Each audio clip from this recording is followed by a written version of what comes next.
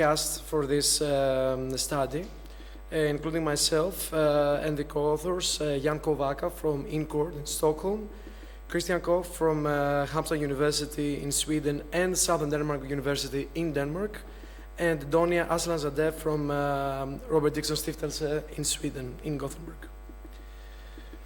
So, the reason we started this project in the first place is that we have identified that we have a lot of quality errors and defects in Swedish construction projects. The annual cost for these projects are about like 10 million euros, which doesn't seem a very large sum, but it is, considering how small the population of Sweden is compared to its size, right? So, according to the Swedish regulation, quality inspections and quality control in Swedish projects are implemented in a process called quality self-control. So there are quality audits and stuff like that, but eventually it all comes down to specific checklists and the number of documents that the contractors or the subcontractors performing the quality control checks are filling in themselves. So this has created a kind of a sufficiently high quality logic, in the sense that, okay, we are performing our quality audits and we are doing as much as we can so that we can cross the threshold of being able to fill in the documents, and then that's it. But of course this high enough quality creates specific problems, and which of course is reflected in the problems we have and the additional costs we have regarding quality. Added to that is that we have self-inspections that can be misunderstood, misimplemented, and misshared, which exacerbates the production of quality defects. So we thought initially, what can we do to improve this process? And because it is all the rage this time around, we've been developing this general cloud quality self-inspection service for small, mainly, clients, but also clients in general, designers and contractors. And we've been developing this over a series of projects, but over the latest one, we thought of adding a GPT layer on top of it in order to help the users of this service get more knowledge out of it and improve their process of self-inspection and self-quality audits. So we did a literature review on GPTs and their use for construction. I mean, probably we all know what GPTs are, but just for the sake of it, they are learned language models, right, used for NLP processes.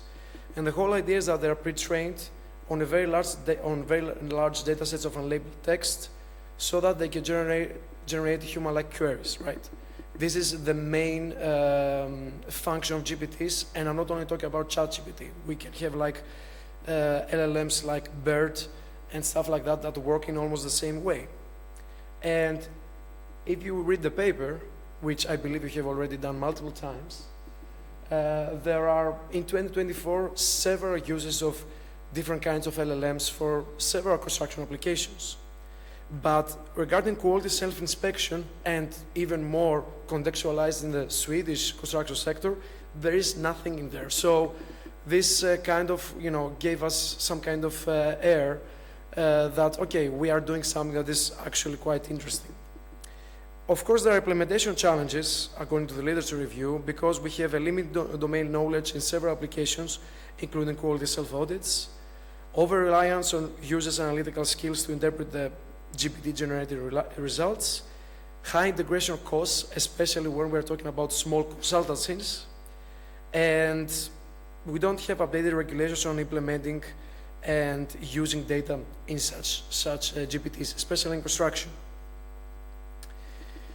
Then, after doing this literature review and over the past several months, we've been working with different stakeholders, and especially small clients, contractors and designers, in order to ascertain the functionalities and the user needs for such a cloud quality service that has a GPT layer.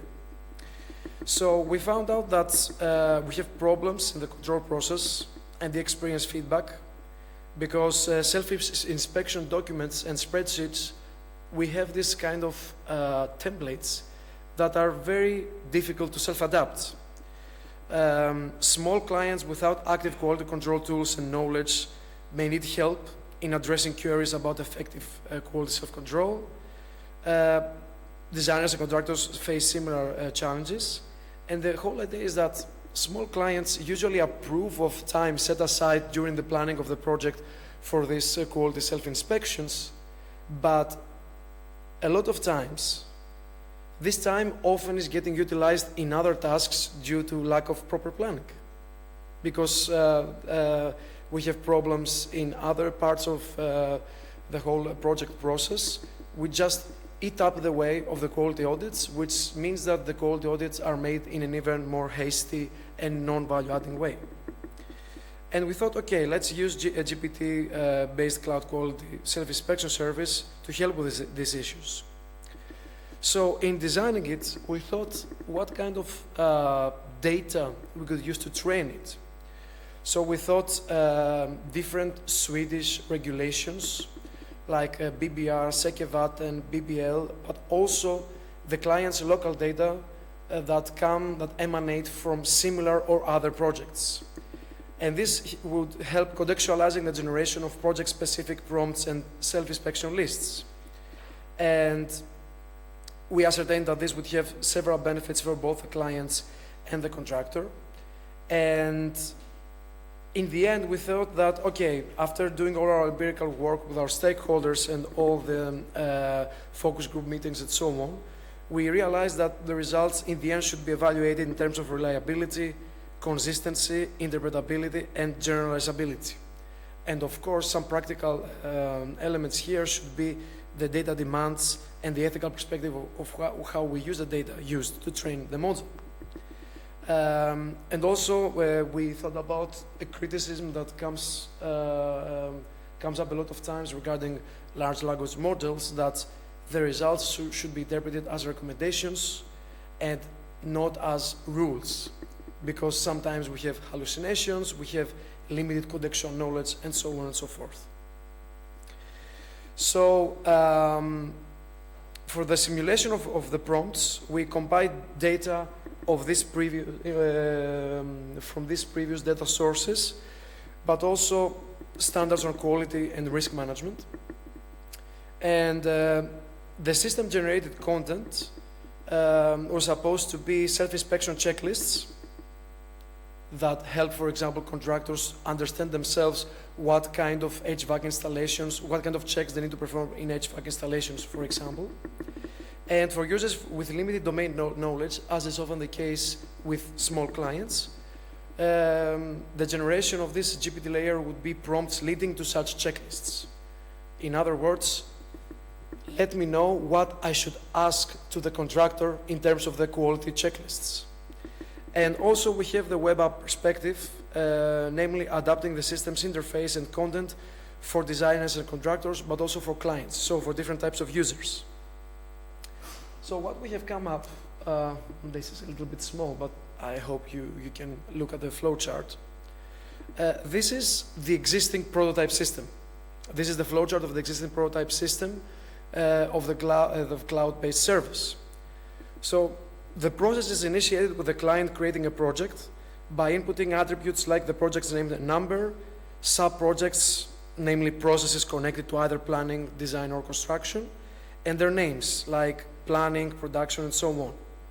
And also the dates for the self-inspection are also inputted and then shared with the designer or the general contractor via emails that are sent automatically via the service.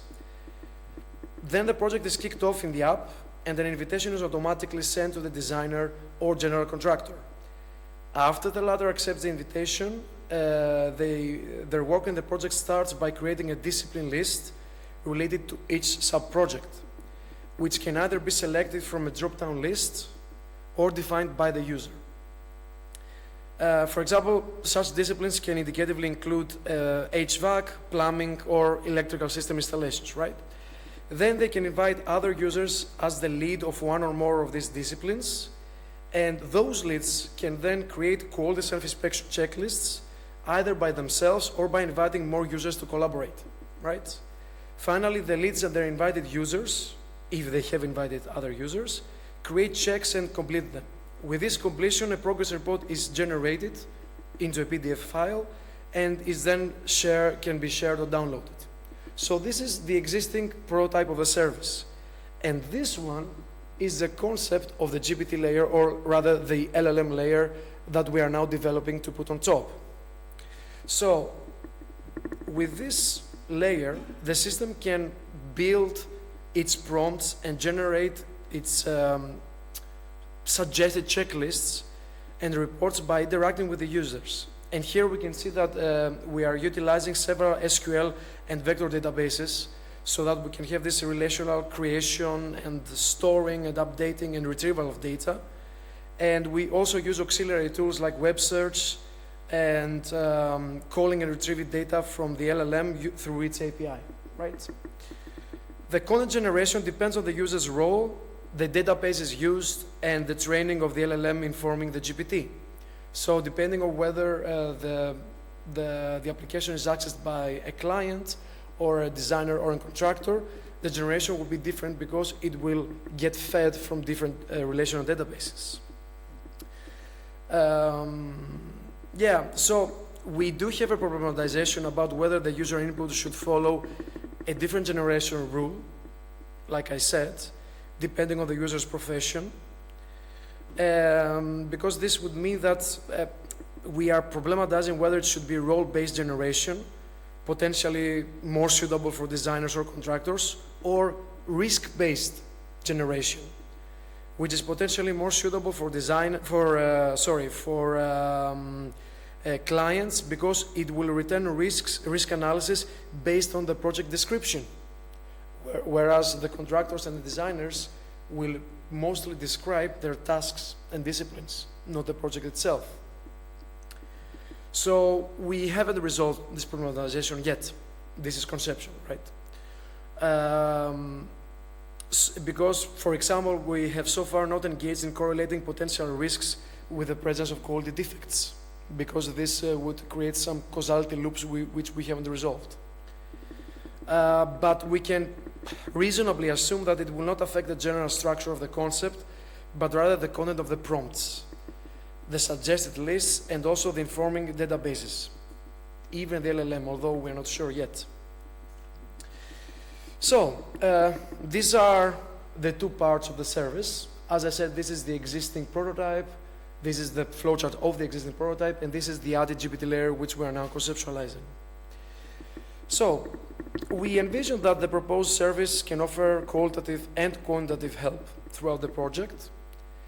And while developing functional requirements and requests and documents, we believe that the users can enter project information and at the same time get self-check suggestions based on quality critical work steps, which is, again, however, is connected on the user role and what this user role will call from the LLM.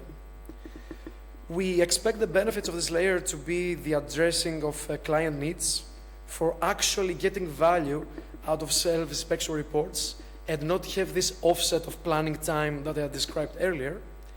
And then for designers and contractors, we expect time savings, especially when retrieving lessons learned and adapting the self-inspection templates per project. We have several limitations, obviously, because this is an early concept. For example, as I said, we have not formed fully the GPT layer yet, and we haven't elaborated fully on design considerations regarding knowledge requirements, system-generated content, and some of the different functionalities. We also need to think that data integrity and data bias, and we also have an ambition about image assessing capabilities, but it's also still in thought. And when it comes to the future work, it is more or less connected to the limitations I just described.